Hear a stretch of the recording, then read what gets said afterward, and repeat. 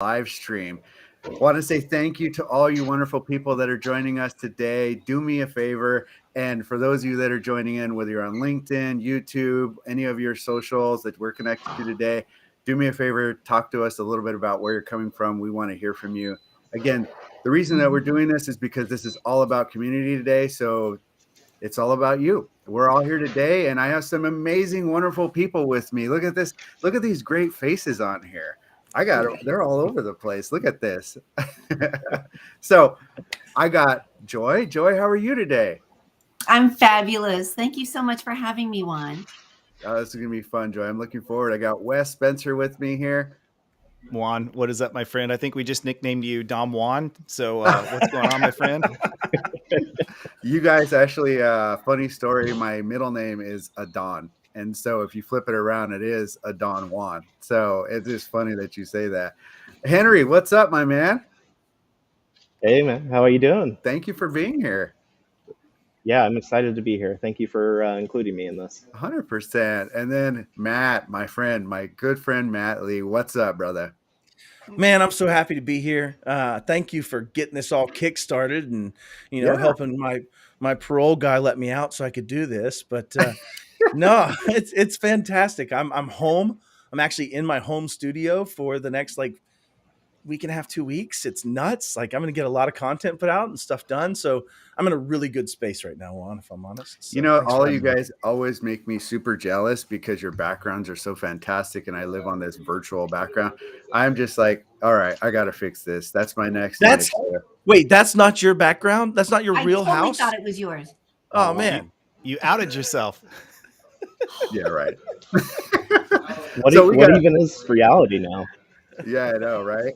So the reason for this live stream, and I think that this is really, this is something that I talked about 2023 being the year of education and the year of community. And I really wanted to start this off by doing just that, right? Bringing great voices together to talk about things. And one of the major things that I wanted to address was some of the things that we did in 2022 and some of those big takes. And so we got some amazing voices here today and lots of people that are jumping into the chat. But I definitely want to make sure that we got an hour. I know it's going to be tough. All of these amazing people all at the same time is going to be really hard to put us all in. But this is a beginning of something special. And with that being said, I want to start by looking back. Let's look back at 2022 and let's have a conversation, you guys, as a group here, as a community. For those of you that are jumping in, pop your comments in here because we want to think about what happened in 2022 that was a really big thing. And so we're going to lead off the conversation with Joy. Joy, what's your take on 2022 and what did you see? What are some of the most impactful things that we can talk about in a community that really means something to MSPs, vendors, and VARs and all the different people? Yeah, sure. Well, I think as evidenced by the group on this call and many others in the community, what I saw was a maturation of the amount of information sharing. And I think when I was referring to it earlier last week, we were talking amongst us and I'm like, it felt like no man left behind. Like that became our theme finally in 2022 is that we're looking at every MSP from the small ones to the big ones and understanding what it takes for us as a community to raise up with that education, like in a way that was just unprecedented. The amount of information sharing for the right reasons has been just everywhere that you look. The visibility of that has been really impactful. Okay. All right, y'all. Joy just pulled my string on this one, so I'm not even going to give y'all any time for this to bake in. Right? Matt's in right off the bat.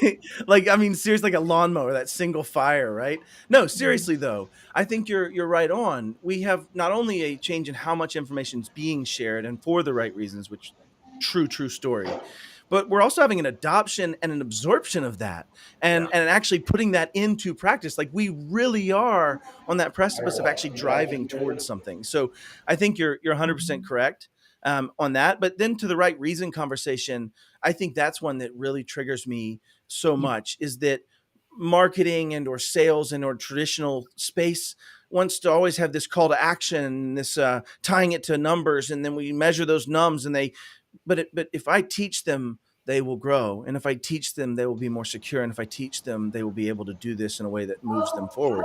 There's not a great way to anchor that. So I love that for the right reason is just education. and then they'll Yeah. grow, right? Yeah. Yeah, Oh gosh, sorry. I gotta give a shout No. out to my friend Eric Bowles, that's here in chat. Eric is a great teacher of that exactly, Matt. Of like, just Yeah, for sure. give away, give freely, don't gate, and that karma comes back to you, right? People are always like, that's where you build the. If you're in marketing today, or you're with a vendor today, and you're listening, and you're like, Yeah. how do I get mind share? Just start sharing. Yeah. That's the Teach what you way. know. We're- That's it. Yeah. I Yeah. think Yeah. we're all doing that right here, right now, right? Like that's what we're doing is just that, you know. I like where you're going with The that, amount Joy. I of think it's great. Oh, go ahead, Henry. No, I was just going to say the amount of community building that has happened over this last year, where people can really kind of open up and say, you know, hey, I have a weakness here. Let's talk about this. So let's have some empathy for each other, and how do we accomplish Yeah. these, you know, overcome That's it. these Is together. we can't be making each other wrong, and I think that was kind of what was happening, is that we were pointing to like competition in the industry Yeah. and saying, well, they're not doing this, they're not doing that, and we have finally migrated to that place of we're all in this together. We all have to look better and improve our game. And Love the that. biggest thing for me is that I'm the first one to say I don't know what I don't know. You know, I'm Oh my not going to gosh. walk around acting like I know everything. And Yeah. the people that do kind of scare me a little bit. Like we all are students. That's why constantly. I hate Red the term flags. expert, right? That triggers me. Sorry, Henry, I didn't mean to run over you, but that's why I hate expert. I'm not an expert. I am an expert student. I am an Yeah. expert of understanding change. I'm an expert of seeing change happening and continuing to, change those pieces that I react to. But anyways. Yeah, Yeah. no, that's it's like a major red flag as soon as you see someone come in with that bravado and like they know everything and they have all the solutions and they alone can fix it, and it's like, okay, well, I need to stay away from you.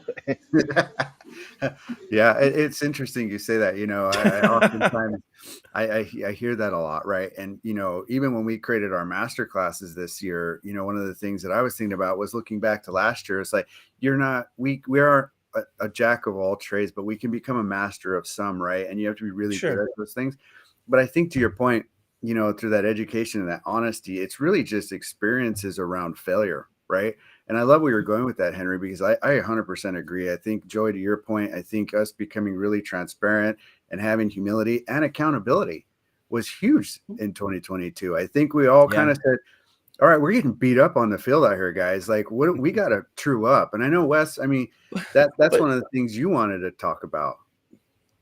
Yeah, it is. And, you know, I always talk about mistaking your way to success. And there's a huge element to that because that's the way we all learn. And none of us really have anything put together. You know, we all, how many times do we all have this conversation about, you know, that imposter that's sitting there on your shoulder? Like, I should not be doing this. I should not be saying this. I should not be in front of people. And we all feel like that. And the reality is we're all, to a large degree, we're just learning from each other. We're figuring this out as we go, and we don't have the answers. And you see that in the output of the mistakes we all make.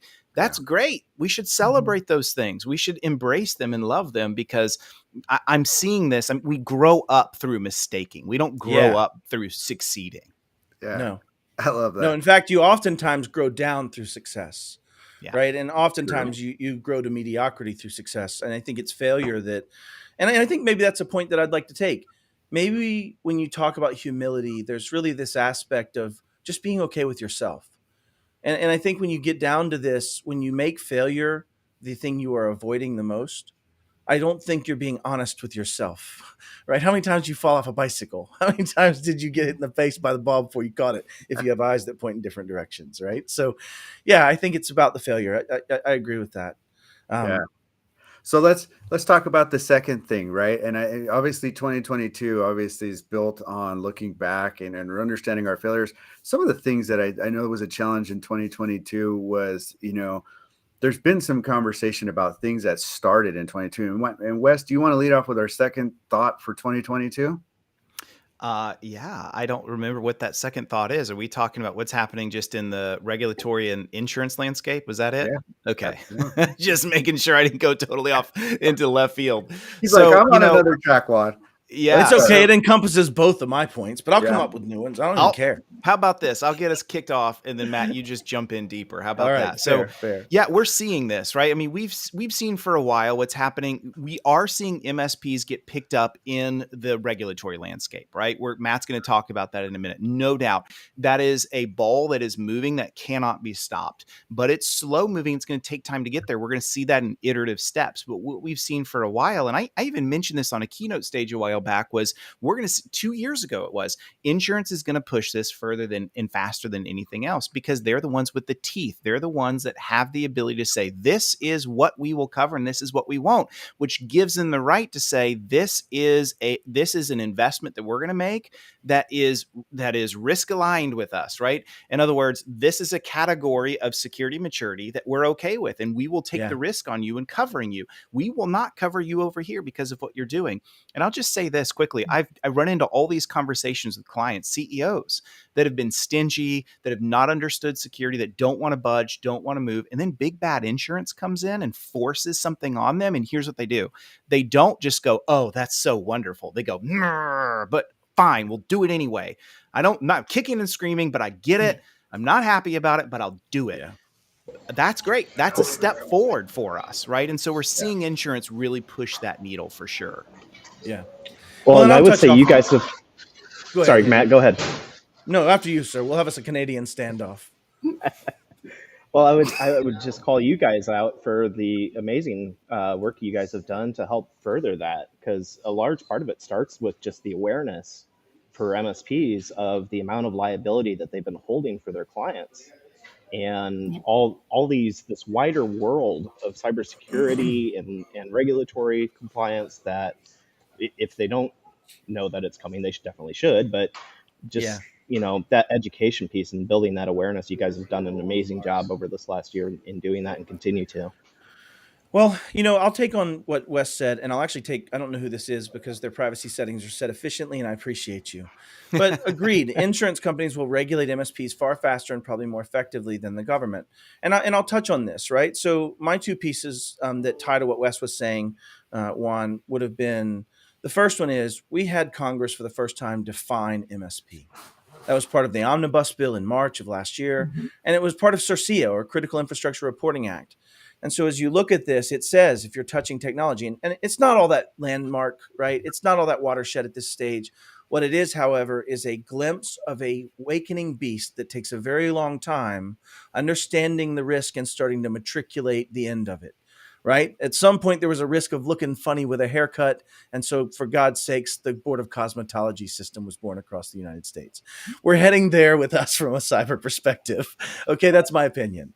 I think the second piece, though, is actually the more quick vector, or the faster vector, in the sense that you had Travelers Insurance shoot the first shot 2 years ago when they said you need switch MFA. You need MFA. But in its own right, it was really just, I think, organized gambling trying to change the table stakes at the table. And it was smart of them, and it was the right thing. But now in the last year, they've taken a data-centric approach. They've learned, I'll tell you anecdotally, and then I'll move on, but they've learned that in the front of the airplane one time, there were these two guys sitting there just talking deep cybersecurity topics in this very strategic way. And I'm like, this is amazing. Are you guys engineers? Are you cyber guys? Insurance adjusters. And the interesting part of that was they started to understand. I stole that story. So whoever I stole that story from, y'all tell me. I don't remember, but there's a guy telling me that. But the point is that change has happened, and we're seeing this education at the insurance level. Wes is a part of that even. I mean, directly, right? And as you see that play out, they then sued. Travelers Insurance sued in July a company called ICS. And they said, hey, listen, you had a breach 2 years ago. We paid X dollars. It was based on this. And we're going to rescind this policy. What's interesting about rescission is it says you lied, you committed fraud. And typically in most states, if you commit fraud on an application, the most you're going to get is your premiums back, which means there was a clawback of those $8,000 or $20,000 in premiums, and they took their $3 million back. And as you get that into understanding, that starts to set that precedent of insurance clamoring to solve this. And as they understand the value of MSPs, you better bet that's going to be the fastest focus of a like you call a force multiplier.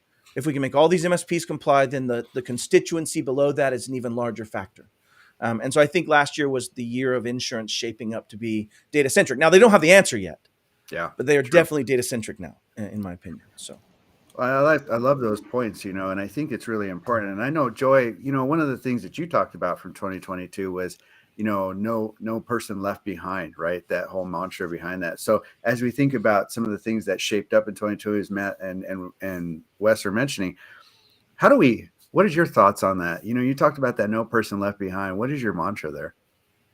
Well, I think that the underlying reality of this is that we are all pulling together to understand either our industry starts to give ourselves a bar and a criteria to meet, or it's going to be handed to us. Yeah. And we're actually seeing this. We have a microcosm happening with the CMMC ecosystem and what's happening for those MSPs that have clients in the defense industrial base, where 2022 became the year of reality for the MSPs that support those clients, that That's all fair. of a sudden said, well, all right, so 800-171, I'm not allowed to just say, yes, I do your antivirus and your patch management and vulnerability scanning. I actually have to prove it. I have to put into the contract exactly how I perform these capabilities on your behalf and where we share responsibility.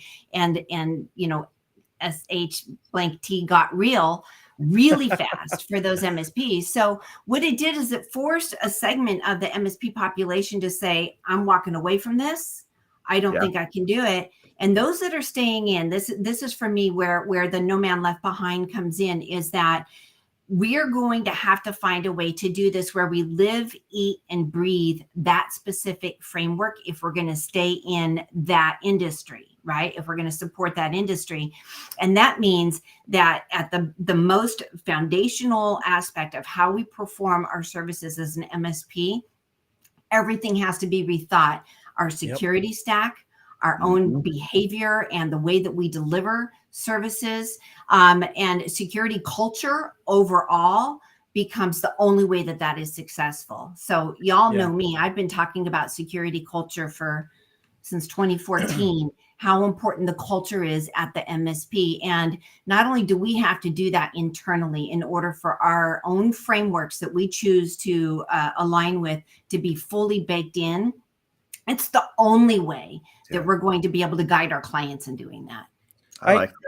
I have another thought of what changed last year in that same vein of no man left behind, or no person left behind, so that we can be more inclusive. But this understanding of that was, look at the way conferences changed last year, right? If we look at Right of Boom, when Andrew Morgan and team stepped out and said, just educate, don't you dare talk about your product, right? Tying into that understanding, right? Like tying it around a theme, thematically around Sunil Yu's Right of Boom and the understanding where stuff fits. Like that was such a crystallizing moment for so many MSPs that sat there. I watched their face make the same moment I made with you, Joy, in 2016, right? Of going, oh my God, I didn't know how much I didn't know. And I think to your point earlier, we talk about the buckets. I tell my kids this. I said, there's 3 buckets in life. You have what you know. That's things that you have contextualized, that you believe you understand to some degree of percentage, right? There's what you don't know. There might be things that you know that drift in between those 2 buckets, right? You don't know, but how do you know you don't know it?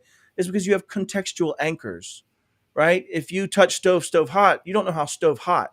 That might be a new learning bucket. How stove hot? Oh, handle. When I turn this knob, now stove hot, right? So you get into this conversation of learning on things you know by contextual anchors for don't know. But then there's this last bucket, and that's the don't know you don't know bucket. And it's the bucket of ignorance, right? There's no context to understand something around it.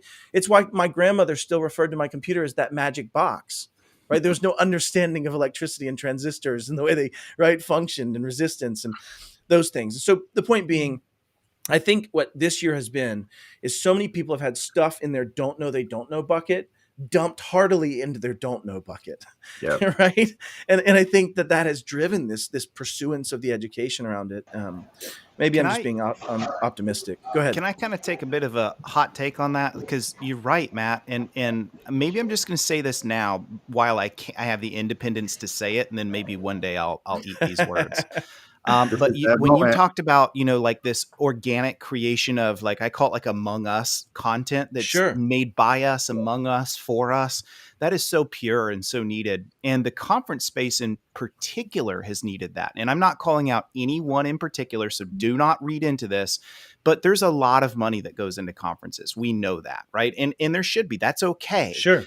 But what happens so often is because so much money gets injected into this, it just becomes who pays for the pitch. And Yeah. we don't know that we're being pitched. There's nothing wrong with paying to speak somewhere. I get that, right? But like when that's the motive, then a lot of times you have less of a checking of, is the content pure? Is this educational for us? Is it really pushing us along? And that's why I do love Andrew's approach of, I'm going to direct what we're doing at Write a Boom. And then what you see with MSP GeekCon is another one I'll call out. Yeah, great one. Very intentional community of us, from us, for us. And I celebrate that, because that goes part and parcel with a lot of what we're talking about today. Is like literally none of us on the call today are pitching or selling something. That's not the point. Right. We want more of this. And if you're listening today and you're one of those people, you're welcome here. There's one, Adam Evans was on. I saw him chatting a minute ago. Yeah. Adam Love sort Adam. of came to life. That's a big last heart year. right there. Right. And isn't that awesome? Adam has skill sets that none of us on this call have. And so with him coming to life and sharing his message, that should be celebrated. So if you're listening today and you got a voice and you got a message and you got a thought, get it out there, because we're all better for it. And don't just say, oh, well, it's been covered. Someone else is doing that. I don't have a voice. Yes, you do. Get out there and share it. Right. I agree. Well, and that isn't that the call out though, Wes, right? When you talk about this, it's everyone's a creator. Right. I mean, and Eric Bowles has been a big champion of this for a long time. And, you look back at Gary Vaynerchuk and the difference from a wine selling ordeal to the leader in thought leadership around marketing in at least this organic content space, pulls out a stupid cell phone, records his thoughts, right? Now, are they matriculated and are they intelligent? Do they drive a point with very few words? Yes, there's a masterfulness that goes into that. But I think it's that everyone should be talking about things.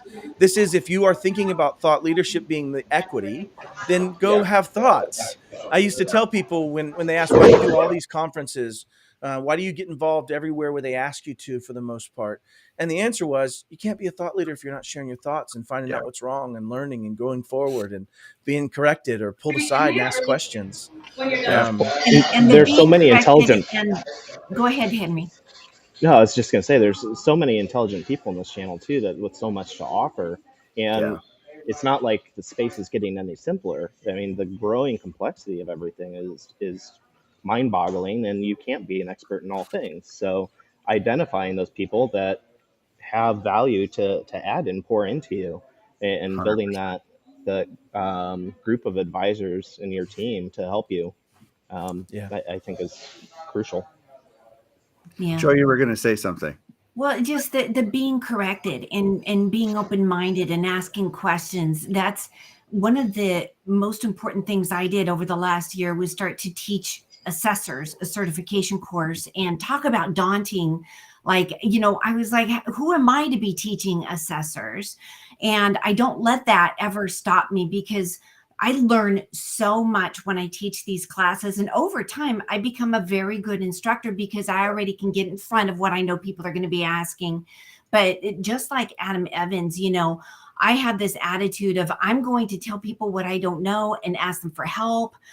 Reach out my hand, and I'm always have a hand behind me where I'm pulling somebody else along. I think it's really important for us as a community.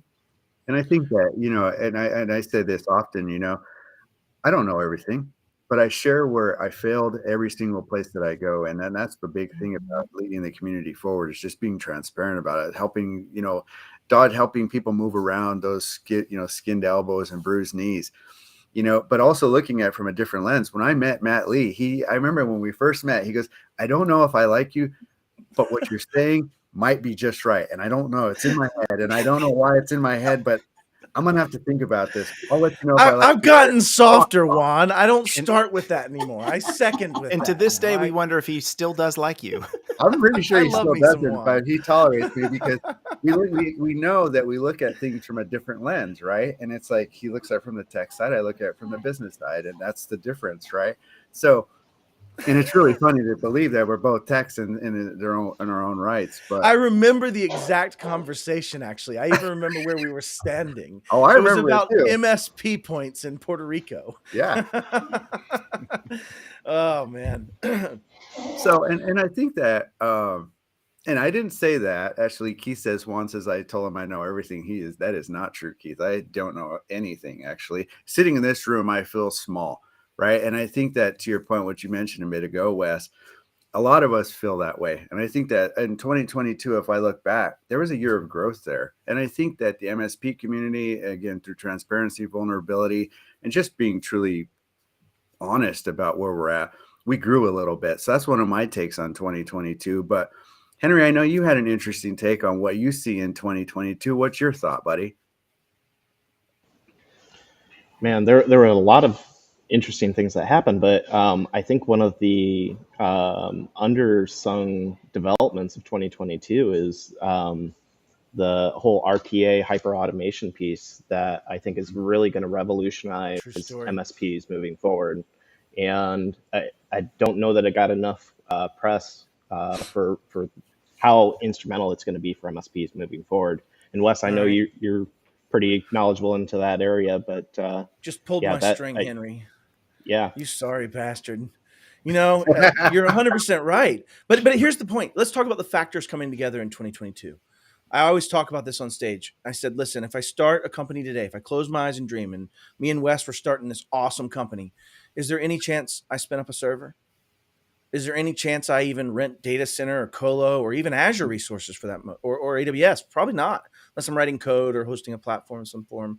So the reality is, if your competitor starting up today is faster, more flexible, more normalized, meaning instead of me having server 2008, 8R2, 12, 12R2, 16, 19, force function 2003, 3R2, 8, 8R2, instead of having all those variables, different infrastructure, different virtualization, nope, Graph API, Azure resources, these types of things.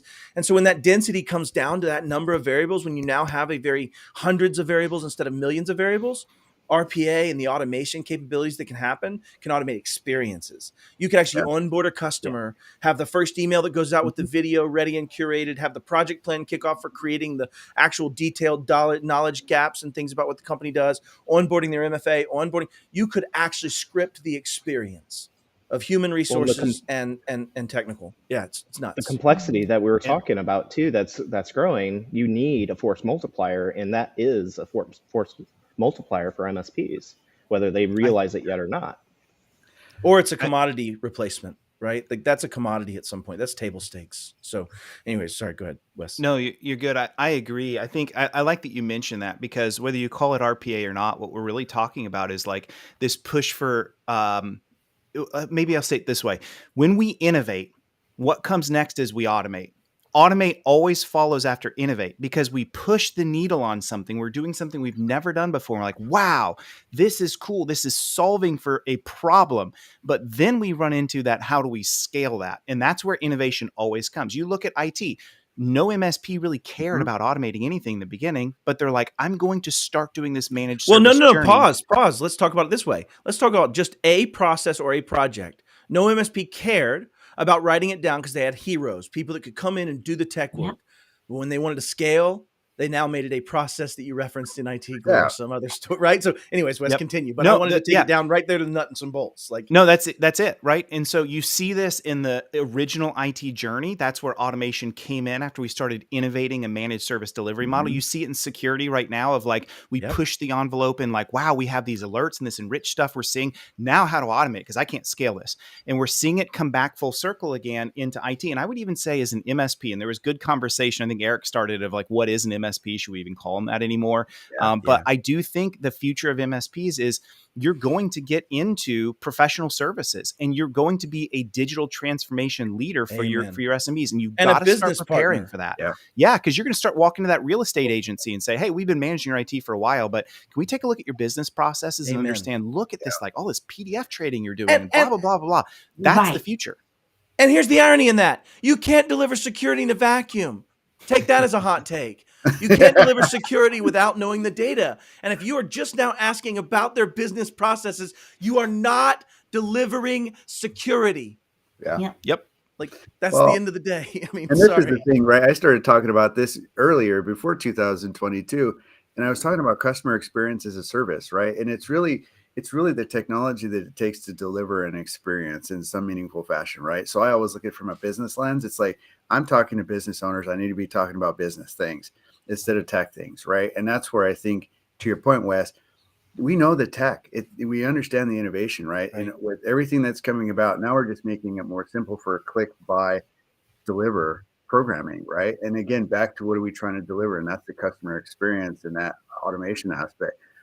So I'm with you guys on this thing. I think 2022 helped us a lot there. I said this back in early 2000s or in 2020 was that during the pandemic, technology became the sure footing in the quicksand of the pandemic, right? So like I think that we understood there, that's the point. We started innovating into 2021 and 2022. And now we're starting to see that rapid aspect of it. And now we're going to start focusing on how we deliver these business outcomes. So I'm 100% with you guys on this thing. I'm there.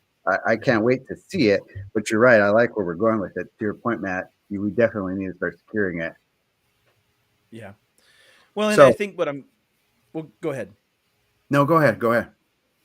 No, I was just going to say, I think what we're waking up to is this convergence of we're being commoditized in the things that have now been automatable, right? Look at what you did in RMMs for the last 10 years. Look at the things we did to make, W2 multiplier success and how we got better and better and more efficient at doing those things, better processes, more repeatable, less Matt Lee's talking in the meeting, more others, right? You start getting into that kind of understanding as an MSP.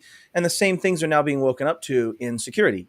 It's that same understanding of we are now having commoditization of what we do from an automation perspective. How do we get deeper in their business? As Eric says, take a seat at the table, right? And in their business. And how can I make you better with the same tools? I talk about it this way because I love analogies. If I have a hockey team and I'm coaching it, and they all have the same salary cap, they're all basically the same speed players, they all have basically the same skills. How do I put them together and beat the other team if I have the same tools? I coach them better. I understand their business needs and what they do better and well as this player or that player. And I think that's where we're getting to is now that the technology is simply, I'm going to turn on, to Eric's point earlier, a cloud business in a weekend. How do you take that same Microsoft Teams and make them better with it? How do you take that same email capability and make them better with it? How do you make them more efficient with it? How do you make them more secure with it? All of those things come into play. And then that means you have to have a deep relationship with the business. Well, we've wanted a seat at the table. And then maybe we'll call last year the beginning of seat at the table year. You got brought in for that insurance document, to Wes's point, and had to answer it, right? You got brought in to say, hey, what value are you providing? And I learned this lesson. When we were as an MSP, we took everyone to Azure AD, Intune management, SharePoint from local. It was this distributed ag company that had people all over the country that were suffering from VPNs and low internet speeds. And when we did it, they fired us within about 3 months. Mm-hmm. And the reason was, Matt, everything works. I don't have any challenges. Your ticket counts have dropped significantly. In fact, patching is great and our security is getting better. Yep. And I think what I learned that minute was our value statement was going to change. And that value statement had to be business focused. It had to be about how do I make you better? How do I help you keep growing? How do I keep you attracting better talent? How do I help you be a thought leader in your space? How do I, right? And all of those things. And so I think my thought is last year had a big component of that. I agree with you 100%. Well, it changed the conversation that you were having with the end user or the client, that it's about what's good for me and my IT business. It's about what's good for you and your business and how we, use what I can do to further your business. Yeah. Well, I think it's interesting. The more that we get into those business processes for ourselves and for our clients, the more I see that those mature MSPs are the ones that are out there doing a lot of this automation, and they're seeing, okay, this is repetitive now. Now that I understand every part of the process in order for us to replicate this from one project to the next. And it's interesting to me, the amount of MSP people that are going into the vendor community to help develop those vendor solutions now, right? You didn't see this 5-6 years ago. It was really a different makeup of the vendor community. Yeah, you did. I spent most of my time doing that time. But but you were ahead of the curve. You were ahead of the curve. Come on. Everybody was ahead of the curve. And I talked about 2022 being the year of the strategic MSP. And the hopes was that MSPs would become more strategic, more than technical. We understand the tech. The tech is there. Everything is in front of us. But, it's really moving into that strategy component of, I need to understand how to be strategic in my business, right? And really moving myself forward into this to adopt new technologies and be flexible to focus on what's really important. I think I'm going to pull a string here. I as we've kind of gone into that, we've realized that we really need better definitions on, what is an MSP, is to the point earlier, or what Yeah. is an MSSP, what's a pen test, what truly makes these different technologies Nomenclaturally, right? happen. Like, Yes. yeah.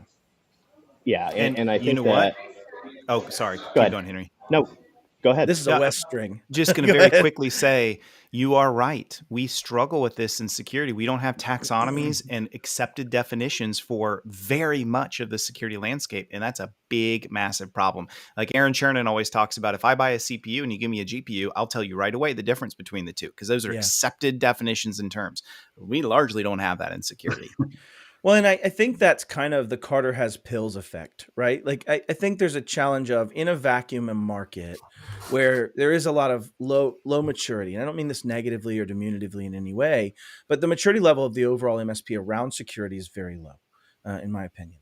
And so when you have that, and this doesn't stop here, that goes to corporate, that goes to internal enterprise capabilities. I'm not going to stop at any one of those genres. But as it starts, we've defined these things through Gartner.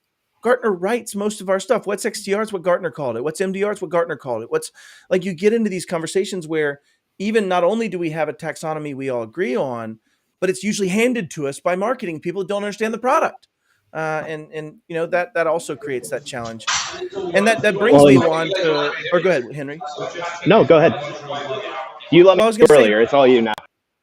well, that's what I was going to say. That brings me to my next big thing I think I've seen shift. And y'all tell me what your thoughts are on this. I think we have, for the first time, seen enough maturity pressure from the MSP's growth and their own capabilities and the market demands and insurance, all these things, to actually drive vendors to start considering their tech debt, their security challenges, their lack of their own growth to be actually a business investment. What do y'all think about that? I'd love to hear your thoughts on that.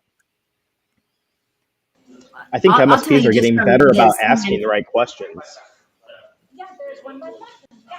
Yeah, Sorry. and from the CMMC perspective, we've had to go out and have conversations with many vendors about the criteria and their own shared responsibility matrix. And many of the vendors had no clue at the beginning of 2022 what the shared responsibility matrix was. Yeah. So I did a lot of education in the community just around, hey, let's really be clear where you leave off and the MSP starts, because the MSP actually has to produce that as evidence for part of the CMMC process. And then they have to do that for themselves with the client. So, you know, it's the triangle of the three of us, the providers, the clients, and the vendor community, that really need to come together on who's doing what. Joey, those are wise words, my friend. And you see this, right? When you talk to the Brad Grosses of the world, Brad's on chat. By the way, he was your I love invisible poster, Matt. Good for him and his Yeah, son. that I'm was proud Brad. of him. You know, he'll tell you straight up, you know, you better look at your MSAs and understand that you are delineating your service responsibility and where you end up, right? And Yep. same thing when you talk to folks that have gone through a breach, and the first thing their client says to them is, "I thought you handled all that for us. Like, what are you talking about? I'm coming after you for this because you're my IT person." We've been talking about that for a while now, for a few years, but this is coming full circle, because you have to understand your best clients become sometimes your worst enemies in the aftermath of a breach. And Joy, you're exactly right. If we're delineating and clearly explaining what we're doing and where we pick up their responsibilities in this, it goes a really long way in getting their buy-in so that you can actually get them to do the things that we need them to do. And it's less about, you know, oh, you don't want to do it, so I'm just going to slap you this disclaimer or this whatever, you know, that you choose not to have antiviruses. Right. You think it's, you know, made by the government. They're looking at everything you do, right? It's like, Which no, I'm it's a reformed sinner on that one, right? I'll tell you about that. I'm at church I want to hear. right Go now. jump in. So Tell me. I was the guy that was like, I understood the marketing value of that pit in the stomach. I understood the signing value of that implication. But I think the challenge is that I didn't really understand at that time the risk I was actually proving. And here's what I'll tell you. 100%. When you go to court and it's about reasonableness, and you're trying to drive reasonableness to a jury, and you're saying, was it reasonable for you to say, yes, client, I'm done asking. You cannot have MFA. We're cool. You accept the risk. I'm great. I'm good. Fine. We'll never ask you about it again. Or was it reasonable as a practitioner to start saying, here's my baseline. If my client doesn't have MFA by X period of time, these are the next steps for me, and I'm going to follow them, and then I do it, right? Those are different reasonableness statements. And I think that's the challenge, is by getting that in writing, you're actually proving that you were okay with it. You were complicit in their understanding of their own risk. You gave them bad advice. It'd be like me as an investment advisor when I was subject by FINRA, getting rid of a life insurance policy with an age of about 30 to replace it with a life insurance policy of an age of 70. I have done them a disservice. There is almost no compliance reason I could make that work. There's almost no cost of insurance that could make that work. There's almost nothing I could argue that makes that make sense. But if I simply said the client understands the risk and they've lost $35,000, please sign here, that doesn't happen in FINRA anymore. And you get into these conversations of a fiduciary responsibility. And I think that is why I'm a reform center on this.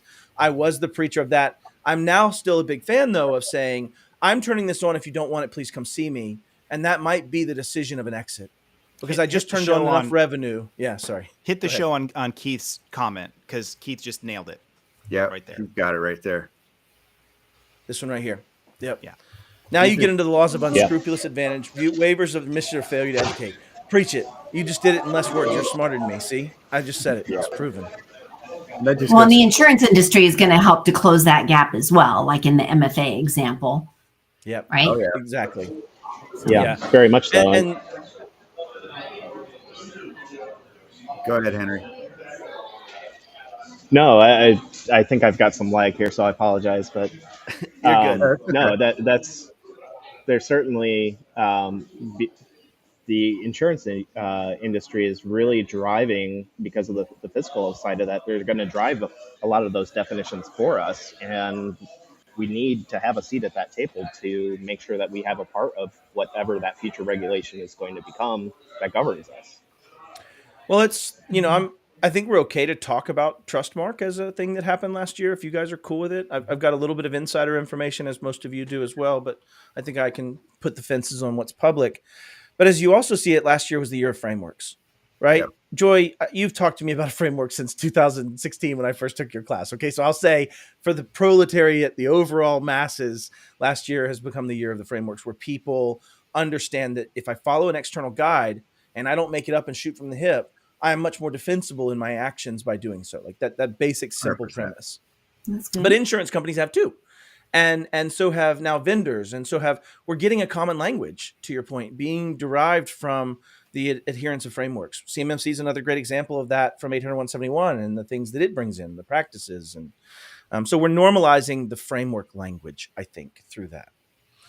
And let's just, can we say that 2022, as a generalist statement, was a year of the fact that we require some frameworks or we need to be making movements forward. I think, as an overtone from all of last year, we understand that there's liability associated with all of the things that we're doing, because technology has moved super fast. The holes that we allowed to be prevalent in the environment was the ones that no one wanted to spend money on, which was security. So now we have this huge hole that we have to backfill, right? And now we have to the bridge across this chasm is liability, right? So either you're going to jump or you're going to be held with liability. And I think that's the hard part, right? And that's where the hard conversations have to come in. And now you have to have these business cases to make people move forward. And it's really interesting to think about that, right? So I don't know, can we agree that last year was the year we understand that now more than ever, we have more liability than ever? Yeah, there's some great points on that too, right? Look at the SEC. You have a couple of actions. You have the Uber piece playing out, where you actually have some real criminal liability for actions taken in the just exposition of protecting a company. But you also have the SEC saying, hey, we'd really like to see a member of your board be somebody that has cyber capabilities. Why? Well, it's the same understanding of when Sarbanes-Oxley played out. We'd really like to have someone with financial capabilities on your board, so I can put them in handcuffs when they actually still willingly do the things they know are wrong, because they had the subject matter expertise to do it, and they failed. When you start looking at that same play out, you're seeing both the public investment side of things play that way. I had a deep conversation with several different private equity players this last year, and they're starting to understand. They're actually getting some of the real basic conversations in assessing risk with a company that I'd never thought I'd see, especially in your, sub 100 million capacitance VEs and private equity players. So you're seeing this kind of matriculation of risk, to your point, and this understanding of we have liability and it can be paid. And as you see that play out through this kind of growing humility and transparency around, or lack thereof, and the reaction of the public now driving the market. Like, look at Microsoft. They were the first ones to say our source code was actually touched. They started calling it the Microsoft doctrine for that first 6 or 7 months. Yeah. But then afterwards, you have people that are actually very quick to respond, like Cisco, that just says, here's what happened. Here's we know it. This is the data we got. And you saw that time of response drop drastically. And when it hasn't, if you go look in Australia with the Medibank deal, that's going to be millions and millions and millions of dollars in lawsuits. You've already got 3 lawsuits on the most recent. I can't talk about, but you've got several lawsuits in play about several different incidents that we would have never seen before. Look at Rackspace. Would they have 2 class actions before they even got services moved off? We're seeing a change in the public and the litigious aspect of this as well. And I think there'll be some watershed cases that come out of 2022. I agree. And I want to share just from a national perspective and Joy, before we even started the live stream, I loved how you were talking about like your mission of why you're doing what you're doing. And I want to share a quote that came from Jen Easterly, who's the director of CISA. This came in last year, and I don't know why we haven't talked about this enough, but you see the signaling, like Matt, you mentioned CIRCIA. We now have in motion mandatory reporting of cyber incidents. We know why, because the federal government wants to get their hands around what's the volume, what's the impact, where's it happening. We don't really have a mechanism for that. But listen to this quote. So Jen Easterly said this herself. She says, "I don't have a sense across the board, but it seems to me that voluntary standards are probably not getting the job done. And there's probably some sort of rule for making some of these standards mandatory to include notification," right? So we're starting with notification, but there is definitely a movement here where we're saying from the top down, why have we not standardized so many of these things? We have so many other standards. We have GAP standards in accounting, right? We have safety standards with OSHA. Why is it that cybersecurity is still a stepchild that still seems left behind and still seems so separate from the organization in an unprofessional, ad hoc way? That's got to get corrected. And so And I think we're just frankly, seeing that in motion, Joy. we should be leading that charge. It's like the carrot and the stick thing. Nobody wants the stick chasing us. Nobody. No. And, this is why for years I've been saying this. And I think that when you align to a framework, whichever one you choose, you're putting yourself on a path. You're going to be maturing everything in your organization. But most importantly, you have a way of measuring, right? That's what the framework does, is it gives you a way of measuring what that progress is. We really have to be able to come together and get in front of this. Nobody wants it to be chasing us down. Yeah, and that brings me back to Trustmark and why I bring it up. Last year was this density of thought, leadership, knowledge, drive. We had intent. We had, capabilities growing. But I think, to your point, at some point we have to say, what's a baseline? What's good enough? What is what we should be responsible for? What is the cost baseline supposed to be? What is what should a good shared responsibility matrix look like? What should and I think that's what's so cool is if you look at what Chris Johnson and team are doing over there with Trustmark at CompTIA, they've reworked it around all of 100%. CIS, all of extensibility into some of these other New York financial systems controls, all these things, but they're all framework based. They're coming to a common language that's auditable, that's scalable, that we can find the most empirical difference of someone didn't do this control and it made this much difference, right? And so I think we're going to come to a self-regulatory body. And I think the next piece that's needed, and I don't know who all is watching or listening, but down the road, we will need congressional support to drive a self-regulatory body at some point. So I think those are the 2 pieces have to come together, but the density has to start here. And we have to grow that type of, I have Trustmark, I'm audited. That's what you should be from a marketing perspective and driving that. But at some point, it's got to encompass both MSPs or whatever we define ourselves as, but also internal techs, internal people. Yeah, go ahead. Let's talk about that real quick. And Henry, did you have a quick comment before I move us on? He did come off mute a couple times. No, you're fine. So let's talk about that, right? So 2022, looking back, obviously, we know we need to do something. One of the things, and I think, I'm going to let you lead off here, Wes, let's talk about what do we need to do different? Like what obviously 2022, what were some of the views that you have that you think we should be doing differently? Well, a little bit of a hot take. I mean, we got lucky last year. Let me just, I don't normally be the pessimist. I try to be the optimist CISO in the room, right? But let's take a bit of a pessimistic approach. We got lucky. We didn't see another 2021 incident like we saw on July 4th. We were fortunate for that. I'm thankful for that. May we never see it again. But I don't think it's because we saw this immediate hardening in our defenses across the board. I think it was yet another wake up moment. We've continued to see how vulnerable the supply chain is. I don't think from the large vendors we've seen enough progress. And I'm not talking about just MSP large vendors, right? I'm just across the board. So I think that we dodged some bullets. And I think you can even attribute some of that to the conflict in Ukraine with eyes being elsewhere.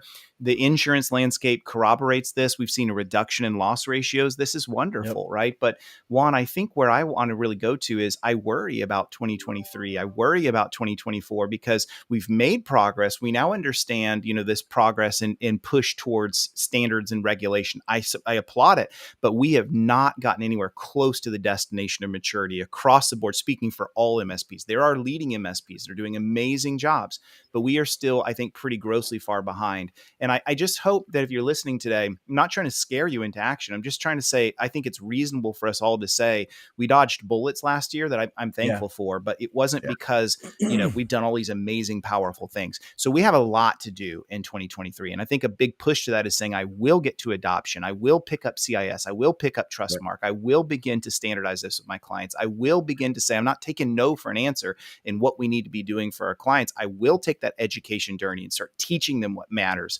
That's, I think, what we've got to focus on this year. Yeah, and I know you got to hop, so I wanted to capture that because I think, this year I coined it as the year of education, the year of community. It's going to take a community to be really effective together, and we need to learn. We need to learn as much as we possibly can, as fast as we can, and understand all of those aspects. Joey, you've said this a lot, and I've watched you learn over the years and go from starting at the bottom to like now this cybersecurity superstar. I mean, you learned over a short period of time, and I think that you become amazing at it, right? So that's your journey is one that I follow, and I know Matt and Wes and all of us do. So just know Thank you that so much. there's a lot of us. I do want to give a voice to this real quickly. One of the things that I have loved in 2022 is seeing the amount of women who are starting to gain visibility in our space. Yeah, true story. We have some freaking amazing rock stars that are women in IT and cybersecurity. And if each of the four of you off the top of your head could like rattle off the names of 5 women right away that rock it in this industry, what I'd like to see in 2023 is each of you be able to rattle off the names of 20 women. And there is a theme that we saw happening in the chat about a seat at the table. It is really, to me, it's a passion that every time that you think about who should we bring into a conversation, grab the hand of a woman. One of the problems we have is that I've been told by some people in this industry, well, I only ever use this one woman because she was 20 years at the NSA. And I'm like, but all the other men that you have, that you lean on, not one like of them this has idiot. 20 years in the NSA. So let's help give a leg up because the entire ecosystem is better for the involvement of women. Shout That's out. a great call out. I agree with that 100%. That's one of the reasons I'm at, with Tiffany, she's amazing. And there's amazing people that are out there. Jax is another one that's out there. That's awesome. I mean, Alyssa Miller, Alyssa Knight. Lisa Mitchell. This Joy Beland. I don't know if y'all know her. She's pretty amazing. If you all would everyone in chat just tag a lady that in the channel that you follow and really like? I love that. Blow it up. 2022 is the year of strong women in tech, and I appreciate that a lot, Joey. Well, and I think maybe the conversation is also significantly more inclusivity, right? I think it's this 100%. Neurodiversity, diversity, right? All of these things are playing out in a world where the same way, and maybe I'm over summarizing, but the same way you have this one catalyzing moment where race and creed don't matter, and those organizational situations when you're in dire straits, right? We're in that mode where we're seeing this giant leap in, I think, inclusivity. I believe we're seeing all types be involved. I'm amazed by that. So yeah, great call out. We've already got a couple. Bobby's already popped in a few. Hannah O'Donnell, Morgan McBride, Amira Armand. Yep. Diana Giles also starting to crush it on her own space and growth there as well. So I know we're rounding the Phyllis Lee. Yeah, totally. We're rounding the bases, and I know we got to end because otherwise we're going to go all day. And I know Wes has to go because he's got to jump on a cyber call here in a minute. But real quick, just round table real quick. 2022, obviously, great look back, you guys. Awesome. what do you guys think? 2023, where are you going, Joey? What are you thinking? What's your take? We got about 5 minutes, each person about 1 minute. What are you thinking, Joey? Where are you going 2023? My focus is 100% on the defense industrial base. I've got 2 little grandbabies now, and I want them to grow up in a free United States. So that's the heart of my mission, and I'm going to do that in any way that I can. And I'm also going to be grabbing the hand of many women to bring along with me. Wes, where are you going, buddy? 2023. Still very excited about continuing to solve this cyber insurance stuff with Fifth Wall Solutions and anyone else that wants to join this journey. It's not just us, it's anybody. So really excited about that. And also just really excited about continuing this mission of, to steal a term from Huntress, the rest of us, right? The 99% in security, right? Security is for all of us, from account reps to directors to success people to everybody. I want to bring them all together. Let's all get better. So those are probably my 2 big missions for this year. Henry, where are we going, buddy?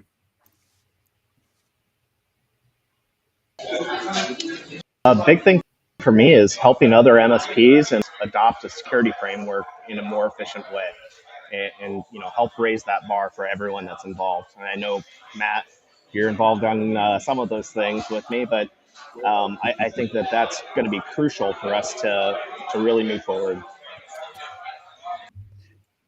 Yeah, I agree with you 100%. Matt, where are you at, buddy? Where are you at for 2023? I have a similar mission to Joy in this understanding that if my kids, grandkids are going to have the same life, the same understanding and exposure of this virgin technology space that allows creativity and allows these life changes we've been through, then we better change some things. And so I think for me, it's going to be leaning into trying to focus on being more purposeful on where I spend my time. I've always said yes to everything, which put me in a position of 130 flights last year and the inability to really focus on things with the utmost attention. And I think I'll be trying to be more purposeful this year in what education mission I drive, but very much the same mission, the same goal. And I just ditto what Joy says, right? I love where I live, and I love the United States. And I think that if we're going to continue what we have to do to move forward, this year has to be faster and more exponentially growth than last year, and even next year, even more. So that's my mission this year. Nebulous as ever, but yeah. Well, thanks, man. And thanks, Matt. I know or Wes, you got to go. Thanks, guys. Thanks, everyone, so much. Jump over to Cybercall if you guys are following Wes. But one of the big things, and again, circling, this whole conversation, I want to say thank you to all you guys for joining me here. My mission this year is education and community. I think we're not there yet. We need more education. And I'm going to keep doing this, and I'm going to keep doing this, and I'm going to keep doing this until we're all one happy community, and that we're all together and we're actually feeling like we're all super successful. So in 2024, when we're talking about and we're looking at in 2023, and we can say we made a difference, that's what I hope that we can do. And I'm really excited for that. And I really am excited for everybody that joined us today. Hopefully you guys got something out of this. We're going to keep this up. Me and Matt said we're going to kind of maybe keep playing with this and maybe different guests, maybe different people to have their thoughts, maybe even give that same hand up that Joy was talking about, maybe allegedly, right, Juan? Allegedly. Maybe, awesome. We might have to do an all woman one and I go off camera. Yeah. We'd probably do better and have better conversation with you and me shutting off, wouldn't we, Juan? It's possible. It could happen. Joy, you laughed a little too hard at that. We're going to have a private conversation. So you guys are wonderful. Well, I just want to say again, thank you to everyone that joined us here. Please, reach out to these wonderful people on LinkedIn, engage with them, be part of the community, be part of the conversation, keep the education going, keep sharing your stories, keep being humble, honest, and keep moving forward. And together we will make this happen. So 2023, cheers to all of you. And thank you all for joining us. Thank you all. Thank you all. And we'll see you soon. Thank you.